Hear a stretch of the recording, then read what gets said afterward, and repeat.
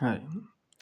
මේ තියෙන්නේ 2025 physics MCQ පේපරේ දෙවනි සහ තුන්වෙනි ගණන්.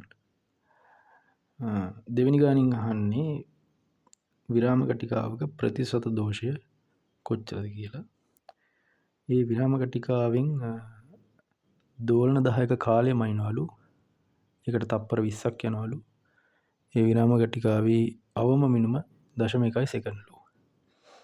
ඒක දැනගන්න ඕනේ. දැන් ප්‍රතිශත දෝෂය කියලා කියන්නේ භාග දෝෂය වැඩි කිරීම 100. භාගක දෝෂය ගන්න කුඩාම මිනුම් බෙදීම පාඨාංගයෙන්. එතකොට ගානේ කියනවා කුඩාම මිනුම 0.1ලු. දෝලන 10ක් සඳහා ගත වෙච්ච කාලය තප්පර 20යිලු. එතකොට ඒක තමයි පාඨාංගය. එතකොට ඒ අගය 100න් වැඩි කළාම අපිට ප්‍රතිශත දෝෂය එනවා. එතකොට සුළු කරාම 0.5යි කියලා එනවා. එතකොට උත්තරේ වෙන්නේ තුන්වෙනි උත්තරේ. ඊට පස්සේ තුන්වෙනි ගානේ අහලා තියෙන්නේ දුන්නක දෝලන කාලය හා සම්බන්ධ ගානක්. එතකොට ඒකට දැනගන්න ඕනේ මෙන්න මේ සමීකරණේ.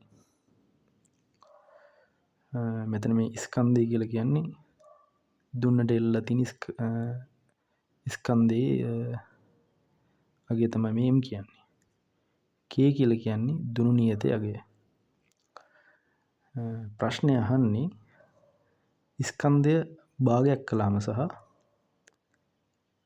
දුන්නේ දිග භාගයක් කළාම නව දෝලන කාලාවර්තය කීයද කියලා.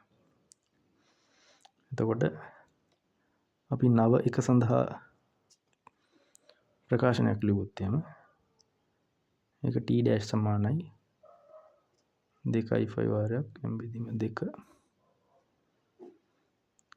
k dash කියලා ලියා ගන්න පුළුවන්. මෙතන මේ k dash කියලා කිව්වේ මම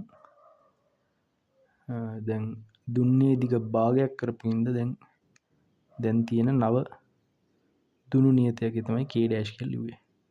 ඊළඟට අපිට k dash හොයාගන්න වෙනවා. ඒකට මෙන්න මේ සූත්‍රය පාවිච්චි කරන්න වෙනවා.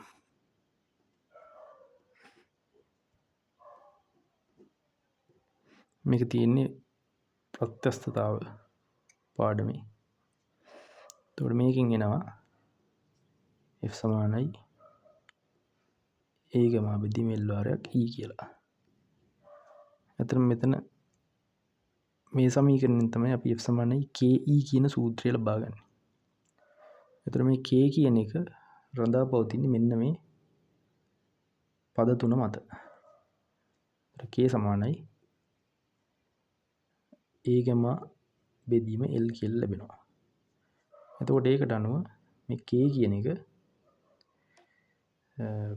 ප්‍රතිලෝම සමානුපාතිකයි Lට. ඒ කියන්නේ දුනු නියතය දුන්නේ දිගට ප්‍රතිලෝම සමානුපාතික වෙනවා. එතකොට දැන් මුල් අගය K නම් දුන්නේ මුල් දුනු නියතය K නම් ඒ අවස්ථාවේදී K ට මෙහෙම ලියා ගන්න පුළුවන්. ඊට පස්සේ K dash ලියා ගන්න පුළුවන්. එකයට මෙන්න මෙහෙම. දිග භාගයක් වෙන නිසා. එතකොට මේ ප්‍රකාශන දෙක බෙදුවහම අපිට එනවා මෙන්න මෙහෙම. එතකොට K dash කියනවා K බෙදීම 2යි කියලා. ඒ අගේ අපිට මෙන්න මේ සූත්‍රයට දාගන්න පුළුවන්. එතකොට අවසානයේදී 2ක් 5 වාරයක් m බෙදීම 2 බෙදීම k බෙදීම 2 වඩපත් වෙලා තියෙන දැන් k dash කියන්නේ k බෙදීම 2. ඔහොම එනවා. එතකොට ඒකත් සුළු කළාම 2ක් 5 වාරයක්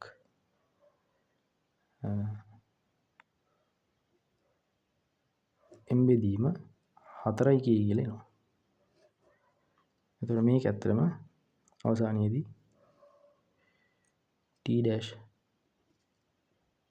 සමානයි 2ක් 5 වාරයක් m බෙදීම 4යි k වර්ගමූලේ මේක පළවෙනි ප්‍රකාශය නම් මේක දෙවෙනි ප්‍රකාශය නම් 2 එකෙන් බෙදුවා නම් 2 එකෙන් බෙදුවා නම්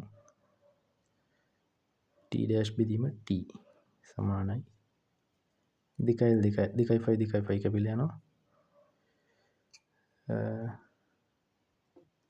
m බෙදීම 4යි කේවල වර්ගමූලය බෙදීම m බෙදීම කේවල වර්ගමූලය කියලා එනවා. ඒතර අවසානයේදී t dash සමානයි